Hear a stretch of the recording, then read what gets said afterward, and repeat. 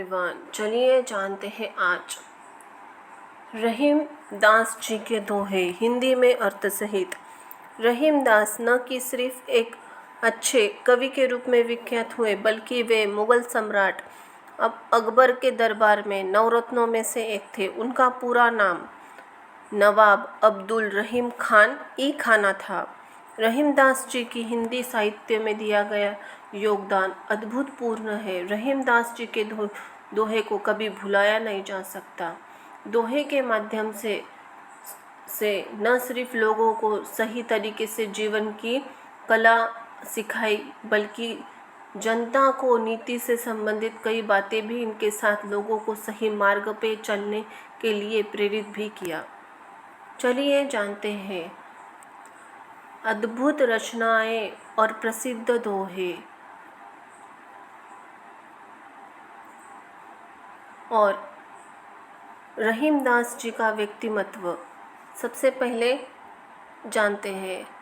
उनका व्यक्तिमत्व बेहद प्रभावशाली और हर किसी को अपनी तरफ आकर्षित करने वाला था। वे मुसलमान होकर भी श्री कृष्ण भक्त थे। रहीम अपने काव्य में रामायण, महाभारत, पुराण तथा गीता जैसे संग्रहों का कथनाओं को भी किया है। आपको बता दें कि रहीम ने अपने दोहे में खुद रहीमन कहकर भी संबोधित किया है। इनके काव्य में नीति, भक्ति, प्रेम और श्रृंगार का सुंदर समावेश मिलता है। रहीम ने अपने जीवन के अनुभव से कई दोहों को बेहद सरल और आसान भाषा के शैली में अभिव्यक्त किया है, जो कि वास्तव में अद्भुत है। रहीम दास जी ने अपनी कविताओं, छंदों, दोहों, पूर्वी अवधी ब्रज भाषा में तथा खड़ी बोली का इस्तेमाल किया गया है। चलिए जानते हैं रहीम दास जी के अद्भुत दोहे।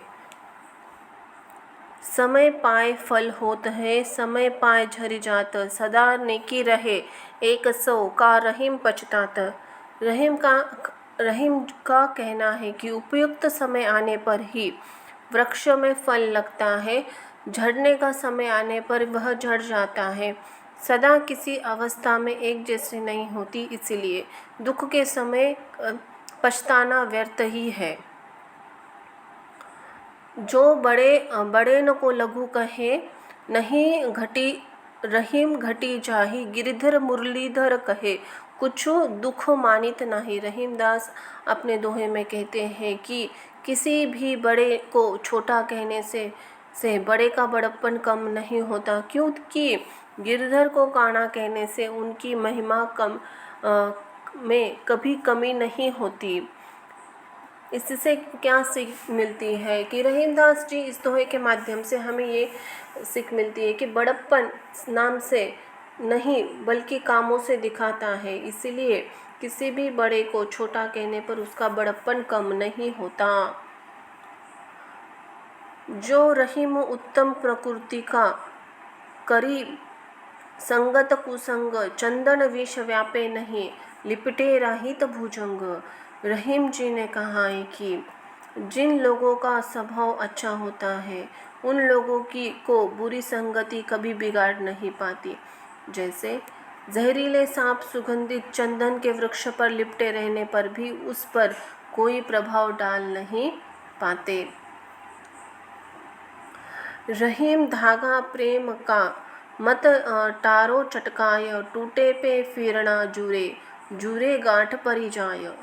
रहीम ने कहा है प्यार का नाता नाजुक होता है, इसे तोड़ना उचित नहीं होता। अगर ये धागा एक बार टूट जाता है तो फिर उसे मिलाना मुश्किल होता है, और यदि भी मिल भी जाए तो उसे टूटे हुए धागों के बीच गांठें पड़ जाती है। दोनों रहीम एक से जो लोग बोलत नाही, जान परत है काक पीक, ऋतु बसंत नाही। रहीम कहते हैं कि कौवा और कोयल का रंग एक समान काले होते हैं, जबकि उनकी आवाज़ ना सुनाई दे तब तक उनकी पहचान नहीं होती। लेकिन जब वसंत ऋतु आता है तो कोयल मधुर आवाज़ से दोनों में का अंतर स्पष्ट हो जाता है। रहीमन और छे नारन सो बैर, भली न प्रीत कांटे चाटे स्वान के, दाऊ भांति विपरीत। गिरे हुए लोगों से न दोस्ती अच्छी होती है और न दुश्मनी। जैसे कुत्ता चाहे काटे या चाटे, दोनों ही अच्छा नहीं होता। रहीम देखी बड़े न को, लगू न दीजिए डारी, जहाँ काम आवे सुई, कहाँ करे तलवारी। बड़ी वस्तुओं को दिखाकर छोटी वस्तु को फेंक नहीं देना चाहिए। जहाँ छोटी सुई काम आती है वहाँ बड़ी तलवार क्या कर सकती है। समय पाए फल जात होय, समय पाए झर जात, सदा रहे एक सी। रहीम का पछतात, हमेशा हर किसी की अवस्था एक जैसी नहीं रहती। रहीम कहते हैं कि समय आने पर वृक्ष फल देते हैं और झड़ने का समय आने पर वह वृक्ष झड़ जाते हैं, वैसे ही दुख का समय पछताना व्यर्थ है। वे रहीम नर धन्य है, पर उपकारी अंग, बाटन वारे को लगे जो मेहंदी को रंग। रहीमदास जी ने कहा है कि वे लोग धन्य हैं जिनके शरीर में हमेशा सबका उपकार करता है। जिस प्रकार मेहंदी बाटने वाले के शरीर पर भी उसका रंग लग जाता है, उसी तरह परोपकारी का शरीर भी सुशोभित रहता है। बिगड़ी बात बने नहीं, लाख करो की काय, रहीमन फाटे दूध को, मथे न माखन होए। इंसान को अपना व्यवहार सोच समझ कर करना चाहिए, क्योंकि किसी कारण से अगर बात बिगड़ी जाए तो उसे सही करना बहुत मुश्किल होता है। जैसे एक बार दूध खराब हो गया तो फिर कितनी भी कोशिश कर लो, उसे मथ कर मक्खन नहीं निकाला जा सकता। रूठे सृजन को मनाइए, जो रूठे सो बार, रहीमन फिरी पोइए, टूटे मुक्ता हार। यदि माला टूट जाए तो उन मोतियों के धागे में पिरो लेना चाहिए। वैसे ही आपका प्रिय व्यक्ति आपसे 100 बार भी रूठे तो उसे मना लेना चाहिए। जैसे परे सो सही रहे, कही रहीम यह देह, धरती ही पर परत है, सीतम घाम ओ मेह। रहीम कहते हैं कि जैसे धरती पर सर्दी गर्मी वर्षा पड़ती है तो उसे सहती है, वैसे ही मानव शरीर को सुख दुख सहना चाहिए। खीर सिर ते काटी ते मिलियत लोन लगाए, रहीम करिए मुखान को, चाहिए यही सजाए। रहीमदास जी कहते हैं कि खीरे के कड़वेपन को दूर करने के लिए उसकी सिरे को काटने के बाद उस पर नमक लगाया जाता है। कड़वे शब्द बोलने वालों के लिए भी यही सजा ठीक है। रहीमन आंसुआ नयन ठारी, जिये दुख प्रकट करेठ, चाही ना करोगे हते, कसा न भेद देई। आंसू आंखों से बहकर मन का दुख प्रकट कर देते हैं। रहीमदास जी कहते हैं कि ये बिल्कुल सत्य है। जिसे घर से निकाला जाएगा वह घर का भेद दूसरों को ही बताएगा। रहीम निज मन की विथा, मन ही राखो गोय, सुनी इठ लहे लोग सब, बाटी लहे कोय। अपने मन के दुख को मन के अंदर छिपा कर रखना चाहिए, क्योंकि दूसरों का दुख सुनकर लोग इठला भले ही लेते हैं, लेकिन उसे बांटकर कम करने वाले बहुत कम लोग होते हैं।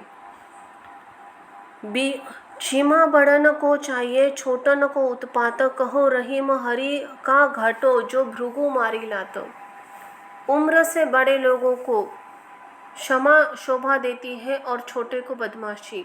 मतलब छोटे बदमाशी करे तो कोई बड़ी बात नहीं, बड़े ने छोटों को इस बात पर क्षमा कर देनी चाहिए। अगर छोटे ने बदमाशी करते हैं तो उनकी मस्ती लगती है, अगर छोटा सा कीड़ा लात भी मारे तो उसका कोई नुकसान नहीं होता।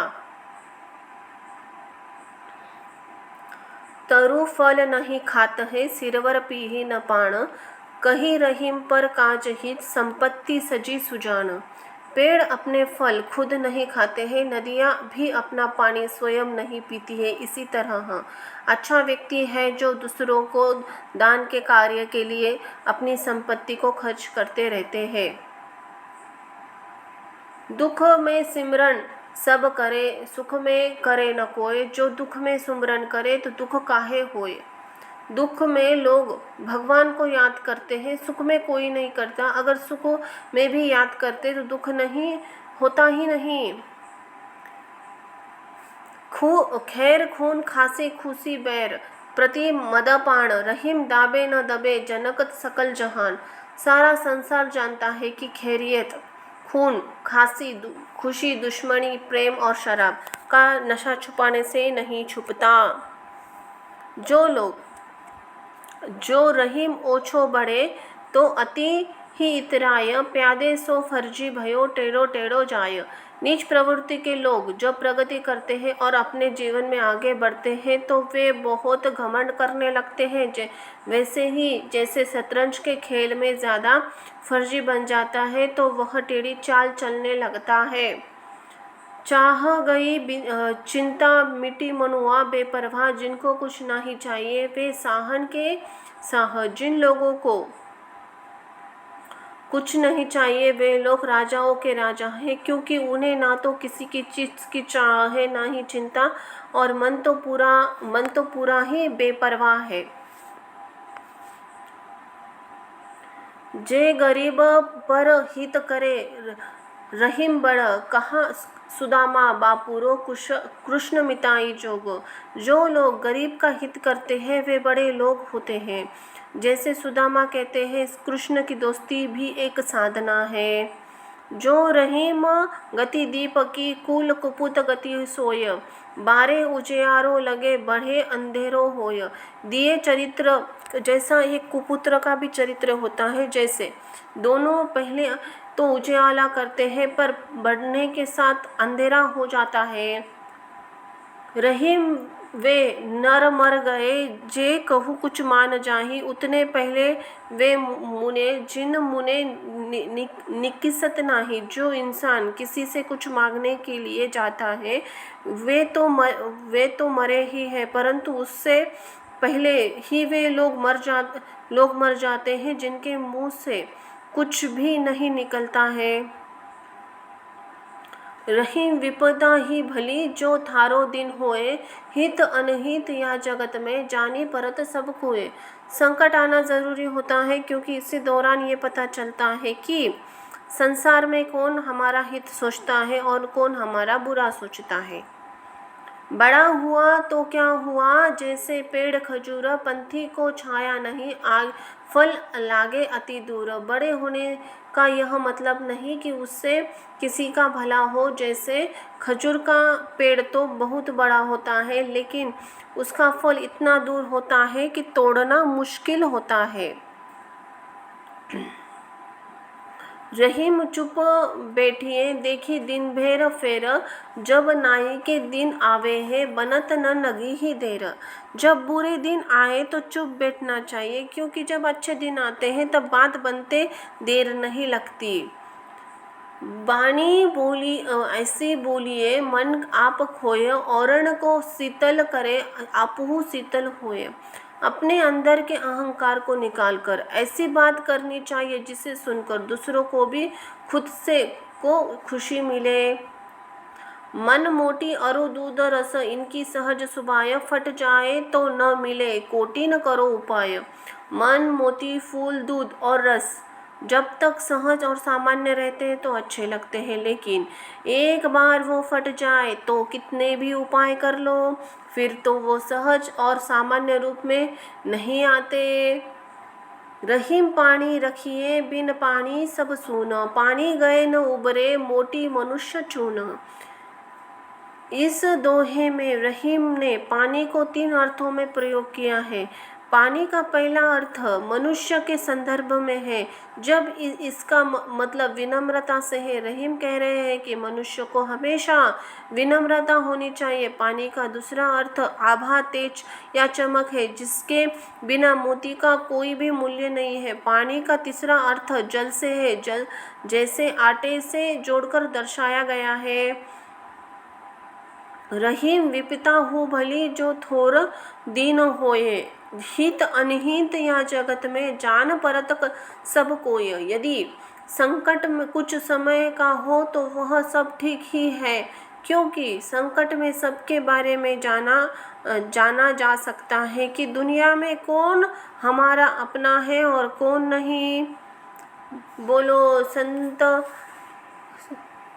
की जय। जय हो संत की, जय हो प्रभु की, जय हो श्री हरि की। धन्यवाद। सूरदास जी के दोहे हिंदी में अर्थ सहित। श्री कृष्ण के भक्ति में लीन रहने वाले सूरदास जी भक्त काल में सगुन धारा के महाकवि थे। सूरदास जी ने हिंदी साहित्य की अच्छी जानकारी थी, इसलिए उन्हें हिंदी साहित्य का विद्वान माना जाता है। सूरदास जी के रचनाओं में कृष्ण भक्ति का भाव उजागर होता है। उन्होंने अपनी रचनाओं में कृष्ण की बाल लीलाओं और उनके सुंदर रूप का इस तरह वर्णन किया है कि मानो उन्होंने खुद अपनी आंखों से नटखट कान्हा की लीलाएं को देखा हो। एक बार भी सूरदास अपनी रचनाओं को पढ़ते हैं और श्री कृष्ण के भक्ति में डूब जाते हैं। उन्होंने अपनी रचनाओं में भगवान श्री कृष्ण के रूप वर्णन का श्रृंगार और शांत रस में किया है। सूरदास जी का कहना था कि श्री कृष्ण के प्रति आस्था और उनकी भक्ति ही मनुष्य मोक्ष दिला सकती है। सूरदास जी के ब्रज भाषा में अच्छी पकड़ थी। वहीं बादशाह अकबर और महाराणा प्रताप जैसे योद्धा भी सूरदास जी से काफ़ी प्रभावित थे। तो चलिए जानते हैं सूरदास जी के दोहे। सूरदास जी ने इस ब्रज नगरी में का महत्व वर्णन किया गया है। ब्रज नगरी में रहने वाले जो लोग को कवि ने धन्य बताया है, क्योंकि ब्रज की धरती श्री कृष्ण से स्पर्श से सुशोभित हुई है। इसी के साथ ही उन्होंने श्री कृष्ण के प्रति अपने भावनाओं को भी प्रकट किया है। किस तरह उन्हें कान्हा की नगरी में शांति मिलती है और ब्रजवासियों के साथ रहने से सुकून का अनुभव होता है। दोहा। मुख ही बजावत बेनु धनी, यह वृंदावन की रेणु, नंद किशोर चरावत गैया। मुख ही बजावत वेणु, मनमोहन को ध्यान धरे जिय, अति सुख पावत चैन। चलत का कहाँ मन बस पुरातन, जहाँ कुछ लेनु न देनु। यहाँ रहूँ जन जटुहु पाहु, ब्रजवासिनी एनु। सूरदास यहाँ सिर वही नाही, कल्प ब्रजु सूरधेनु। राज सारंग पर आधारित इस पद में सूरदास जी कहते हैं कि ब्रज रज धन्य है, जहाँ नंद पुत्र श्री कृष्ण गायों को चराते हैं और अंधेरों पर रखकर बांसुरी बजाते हैं। उसी भूमि पर श्याम सुंदर का स्मरण करके वे मन को परम शांति मिलती है। सूरदास को प्रबोधित करते हुए कहते हैं कि अरे मन, तू काहे इधर उधर भटकता है, ब्रज में रह, जहाँ व्यवहारिकता से परे रहकर सुख की प्राप्ति होती। यहाँ न किसी से लेना न देना है, सब ध्यान मग्न हो रहे हैं। ब्रज में रहते हुए ब्रजवासियों से झूठे बर्तनों से जो कुछ प्राप्त हो उसे ग्रहण करने से ब्रह्म तत्व प्राप्ति मिलती है। सूरदास जी कहते हैं कि ब्रजभूमि की समानता कामधेनु से भी नहीं कर सकती। इस पद में सूरदास ने ब्रजभूमि का महत्व प्रतिपादन किया गया है। सारांश। ब्रज नगरी को गोकुल नगरी और श्री कृष्ण की नगरी कहा जाता है, इसीलिए कृष्ण भक्ति में लीन रहने वाले महाकवि ने ब्रज नगरी के महत्व बताया है। अर्थात कवि ने इस पद से हमें यह सीख मिलती है कि हमें भी ब्रज की महिमा का महत्व समझना चाहिए और मन ही मन शांति और सुकून के लिए ब्रज में बसना चाहिए और श्री कृष्ण का ध्यान करना चाहिए। इसी से हमें मोक्ष की प्राप्ति होती है। कृष्ण भक्ति में लीन रहने वाले हिंदी साहित्य के महापंडित कवि सूरदास जी इस पद में श्री कृष्ण और राधा के पहले मिलन का वर्णन किया है। कवि ने भावपूर्वक दोनों की प्रेम भरी बातों इस पद के माध्यम से बताया है कि किस प्रकार नंदपुत्र श्री कृष्ण और राधा का पहली बार में ही अपने बातों से मोहित कर लेते हैं और फिर राधा उसके प्रेम जाल में फंस जाती है। दोहा। बुझित श्याम कौन गोरी, कहाँ रहती काकी है बेटी, देखी अगर नहीं कहू ब्रज खोरी, काहे को हम ब्रजवतन अवतरी, अवंती खेलती रही अपनी आपनी पोरी, सुनत रहती श्री वननी, नंद ठोड़ा करित फिरत माखण दंधी चोरी, तुमरे कहाँ चोरी हम लाहे, खेलन चलो संगी मिली जोरी, सूरदास प्रभु रसिकन शिरोमणि, बातिनी भूरी राधिका भोरी। अर्थ। सूरदास ने उद्धृत यह पद राग को तोड़ी में बंद है। राधा के प्रथम मिलन इस पद में वर्णन किया है। सूरदास जी ने श्री कृष्ण ने पूछा है कि हे गौरी, तुम कौन हो, कहाँ रहती हो, किसकी पुत्री हो? हमने पहले कभी ब्रज में इन गलियों में तुम्हें नहीं देखा, तुम हमारे इस ब्रज में क्यों चली आई, अपने ही घर के आंगन में खेलती रहती। इतना सुनकर राधा बोली, मैंने सुना था कि नंद जी का लड़का माखन चोरी करता फिरता है। तब कृष्ण बोले, लेकिन तुम्हारा हमसे क्या तब कृष्ण बोले, लेकिन तुम्हारा हम क्या चुरा लेंगे, अच्छा हम मिलजुल कर खेलते हैं। सूरदास जी कहते हैं, इसी प्रकार रसिक कृष्ण ने बातों बातों में भोली भाली राधा को भरमा दिया। सारांश। कवि ने इसमें नंद किशोर श्री कृष्ण राधा का मिलन का बहुत सुंदर तरीके से वर्णन किया है। अर्थात जिस तरह श्री कृष्ण ने अपने तेज और आकर्षण से अति सुंदर राधा का मन मोह लिया था, वैसे ही हम पहली बार में किसी अपने दूसरी बातों से गहरा प्रभाव छोड़ना चाहिए। इस पद में महाकवि सूरदास ने यशोदा मैया को धन्य बतलाया है, क्योंकि उन्हें कृष्ण की माता बनने का अवसर प्राप्त हुआ और उन्होंने भगवान को अपने कोख से जन्म दिया। कवि ने इस दोहे में बताया है, ऐसा भाग्य तो सिर्फ महान काम वाली स्त्री का ही हो सकता है। इसके साथ ही इसी दोहे में के माध्यम से नटखट कान्हा नंद की अवस्था का सुंदर बखान किया है कि किस तरह यशोदा मैया नटखट कान्हा को नींद नहीं आने पर सुंदर लोरियां गाकर सुना रही है, इसके लिए नींद को उन्हें उल्हा दे रही है। दोहा।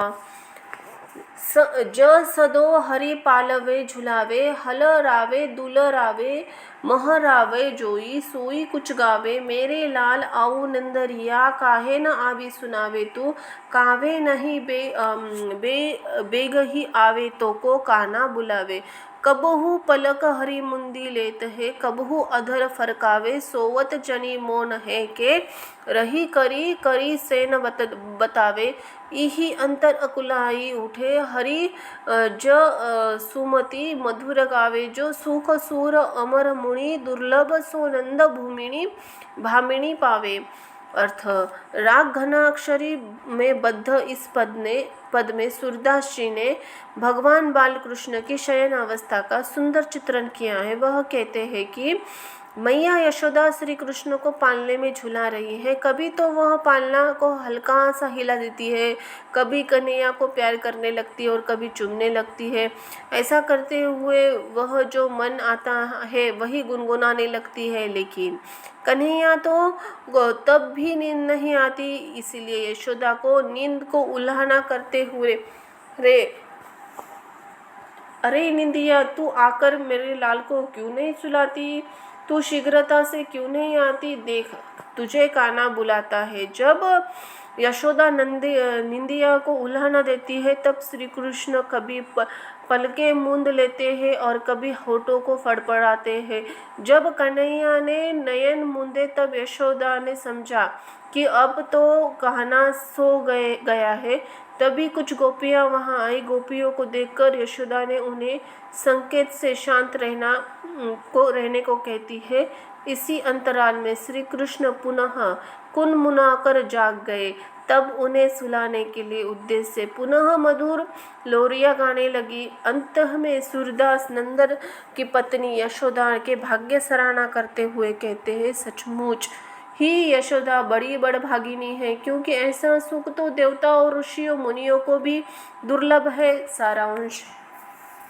सूरदास जी ने जिस तरह बाल कृष्ण की शयनावस्था का वर्णन किया है वह वाकई शानदार है। अर्थात सूरदास जी ने अपने इस पद से साबित कर दिया कि श्री कृष्ण तो निद्रा अवस्था की ऐसी व्याख्या तो श्री कृष्ण का कोई अत्यंत प्रिय भक्त ही कर सकता है। बोलो जय हो प्रभु की, जय हो नंद किशोर लाल की। महाकवि सूरदास जी ने अपनी रचना के माध्यम से इस पद में श्री कृष्ण की बाल लीलाओं का सुंदर तरीके से वर्णन किया है। इस पद में कवि नटखट कान्हा की हिट खोलियों का चित्रण किया है। किस प्रकार नन्हे कान्हा नंद बाबा बुलाते हैं, खुद के शरीर पर माखन लगाते हुए अति मोहक लगते हैं, वही इसे यशोदा मैया भी अपने लाल लीलाओं को देखकर बेहद खुश होती है। दोहा। हर्ष आनंद बढ़ावत हरि, आपने आंगन कुछ गावत, तनक तनक चरण सोनाज, मन ही मन रिझावत, बाह उठाई कारी धोरी गेन यावी, टेरी बुलावत, कंब हुक बाबा नंद पुकारत, कंब हुक घर आवत, माखन तनक अपने घर ले, तनक बदन नावत, कंबु हुनी चिते प्रतिबिंब, खंभ में लोनी ले खावत, दूरी देखती ज सुमति, यह लीला हर्ष आनंद बढ़ावत, सूर श्याम के बाल चरित्र नित नित ही देखत भावत। अर्थ। राग रामकली में आबद्ध इस पद में सूरदास जी ने भगवान श्री कृष्ण की बाल सुलभ चेष्टा का वर्णन किया है। श्री कृष्ण अपने घर के आंगन में जो मन में आता है वो गाते हैं। यह छोटे छोटे पैरों से थरथराते हैं तथा मन ही मन स्वयं को रिझाते भी है। कभी वह भुजाओं को उठाकर काली श्वेत गायों को बुलाते हैं, तो कभी नंद बाबा पुकारते हैं और मेरे घर में आ जाते हैं अपने हाथों में थोड़ा सा माखन लेकर। कभी अपने ही शरीर पर लगाने लगते हैं, तो सभी खंभों में अपना प्रतिबिंब देखकर उसे भी माखन लगाने लगते हैं। श्री कृष्ण की इस सभी लीलाओं को माताओं यशोदा छुप छुप कर देखती है और मन ही मन प्रसन्न होती है। सूरदास जी कहते हैं कि इस प्रकार यशोदा श्री कृष्ण बाल लीलाओं का देखकर नित्य हर्षाती है। सारांश। इस पद में महाकवि सूरदास जी ने जिस तरह श्री कृष्ण बाल लीलाओं का सुंदर वर्णन किया है वाकई तारीफ़े काबिल है। श्री कृष्ण बाल लीलाओं का इतना जीवित वर्णन सूरदास कर रहे हैं क्योंकि उन्होंने खुद को पूरी तरह कृष्ण भक्ति में समर्पित कर दिया है। उन्हें हर जगह अपने प्रभु ही नजर आते हैं। वहीं सूरदास जी इस पद को पढ़कर किसी का भी श्री कृष्ण के बाल काल्य को देखने का मन करेगा, उनकी भक्ति डूब जाने का मन करेगा। इस पद में भी विद्वान कवि सूरदास जी ने श्री बाल लीलाओं को मन लुभाने वाला वर्णन किया है।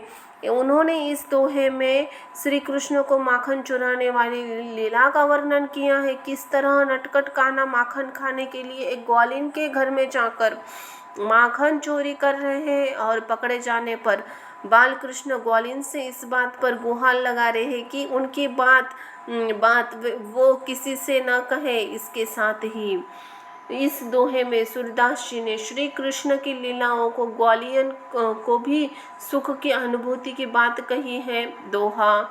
जो तुम सुनो हो सजोता गौरी, नंद नंदन मेरे मंदिर में आजू, करीन गए चोरी हो भई जान, अचानक ढाड़ी खाहो भवन में कोरी, रहे छुपाई संकुच रंचक है भई सहज मति भोरी, मोही भयो माखन पछतावो रीति देखी कमोरी, जब गही बाहकुला हल किनी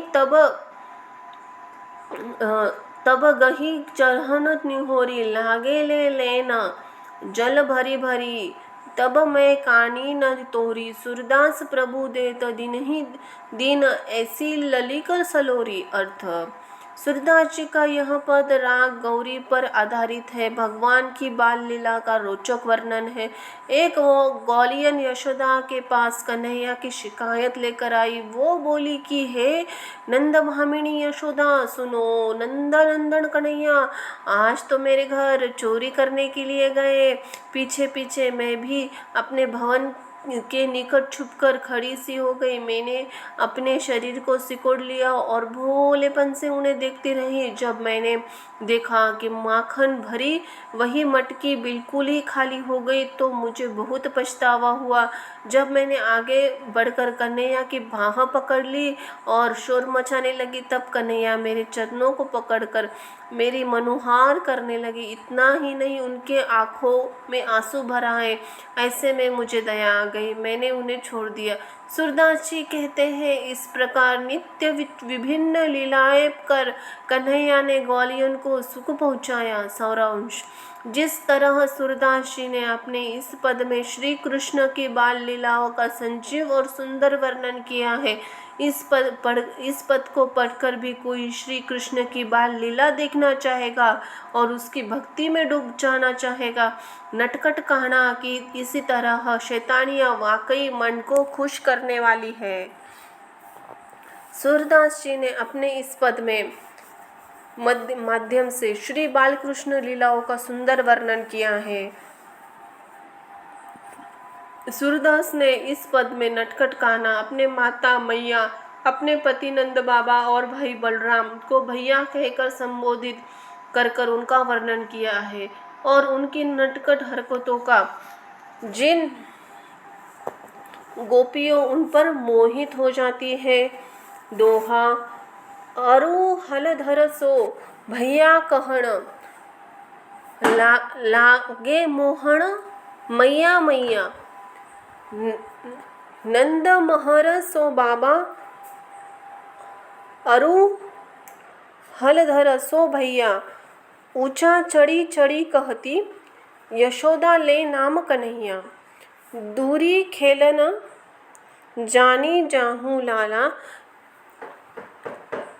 रे मोरगी काहू गैया, गोपी ग्वाल करित कोतूहल, घर पर घर बजती बधिया, सूरदास तुम्हारे दरस को चरनी की बलि जैया। अर्थ, सूरदास जी का यह पद राग देव गंधार अबाध्य है। भगवान बालकृष्ण अब मैया, बाबा और भैया कहने लगे हैं। सूरदास जी कहते हैं कि अब श्री कृष्ण के मुख से यशोदा मैया को, नंद बाबा को बाबा और बलराम को भैया पुकारने लगे हैं। इतना ही नहीं कि वह नटखट भी हो गए हैं।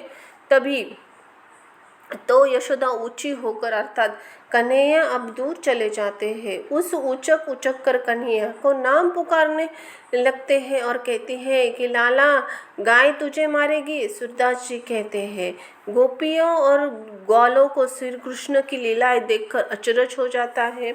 श्री कृष्ण अभी छोटे हैं और लीलाएं अनोखी है। इन लीलाओं को देखकर सभी लोग बधाई दे रहे हैं।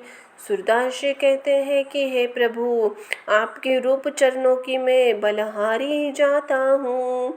सारांश, महाकवि सूरदास जी द्वारा श्री कृष्ण बाल लीलाओं का वर्णन हृदय स्पर्शी है। इनके इस दोहों को पढ़कर ज़्यादातर लोग मन ही प्रफुल्लित हो जाता है और वे श्री कृष्ण के प्रति भाव विभोर हो जाता है, उनकी भक्ति में डूब जाता है।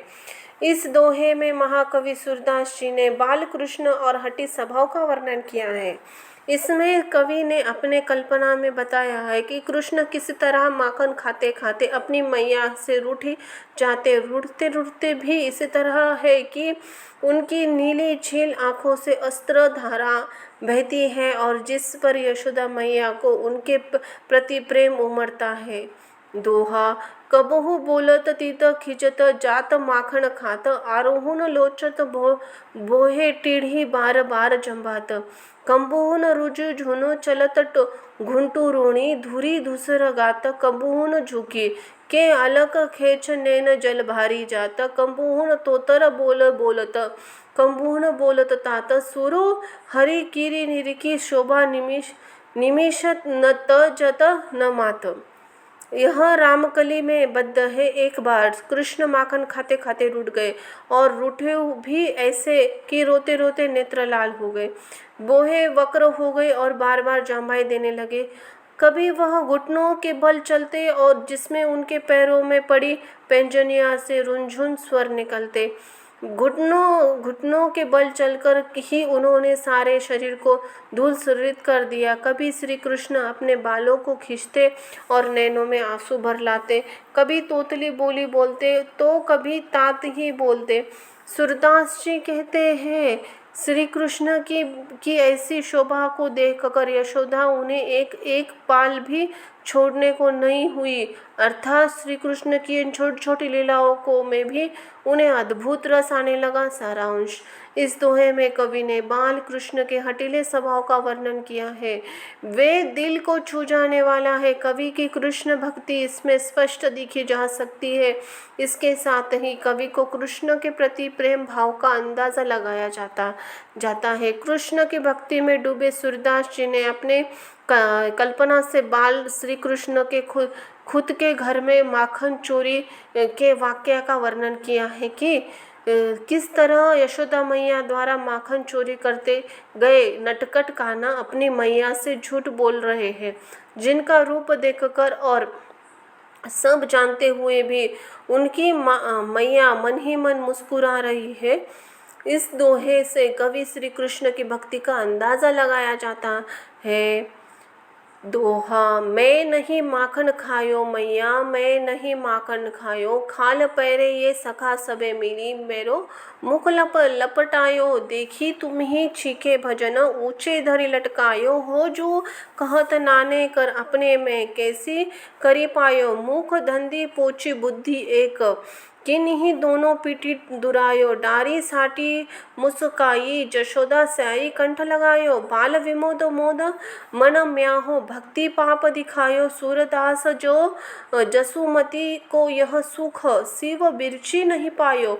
सूरदास का अत्यंत प्रचलित पद राग में रामकली में बद्ध है। श्री कृष्ण की बाल लीलाओं में माखन चोरी की लीला प्रसिद्ध है। वैसे तो कान्हा ग्वालियों में जाकर घरों में जाकर माखन खाया करते हैं, लेकिन आज उन्होंने अपने ही घर में माखन चोरी की और यशोदा मैया ने उन्हें देख लिया। सूरदास जी ने श्री कृष्ण का वाक चातुर्य जिस प्रकार वर्णन किया है वैसा अन्यत्र कहीं नहीं मिलता। यशोदा मैया ने कान्हा ने माखन खाया है। उन्होंने कान्हा से पूछा, क्या रे कान्हा, तूने माखन खाया है क्या? तब बाल कृष्ण ने अपना पक्ष किस तरह मैया से प्रस्तुत करते हैं, इस दोहे में विशेषता है। कन्हैया बोले, मैया मैंने माखन नहीं खाया है, मुझे ऐसा लगता है कि ग्वाल बालों ने ही बलात् मेरे मुख पर माखन लगा दिया है। फिर बोले, मैया तू ही सोच, तूने यह छीका किना ऊंचा लटका रखा है, मेरे हाथ में भी नहीं पहुँच सकते। कन्हैया के मुख से लिपटा माखन पोंछा और एक दोनों जिसमें माखन बचा था उसे भी छिपा लिया। कन्हैया की इस चतुराई को देखकर यशोदा मैया मन ही मन मुस्कुराने लगी। कन्हैया को गले लगा लिया।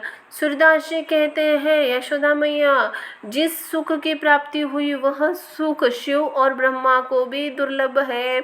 निष्कर्ष, श्री कृष्ण के भक्ति में लीन रहने वाले कवि अपनी रचनाओं में भगवान श्री कृष्ण की बाल लीलाओं का सुंदर भाव विभोर वर्णन करके सिद्ध किया है। भक्ति का प्रभाव इतना गहरा और महत्वपूर्ण है। इसके साथ ही सूरदास जी ने समाज के सामने ईश्वर की गाथा गाथा का अत्यंत सुंदर बखान किया है। इसके साथ ही ईश्वर के प्रति शालीनता, सरलता, स्वाभाविक रचना, साहित्य, कोई भी कवि इनके समक्ष नहीं है। सूरदास जी की रचनाएं कृष्ण भक्ति से ओतप्रोत है, जिनके जरिए कृष्ण भक्ति के जीवन का ज्ञान देते हैं। वही ही रचनाओं से यह तो साफ है कि यह एक श्री कृष्ण के प्रचंड भक्त थे। बोलो श्री हरि की जय हो प्रभु की। धन्यवाद।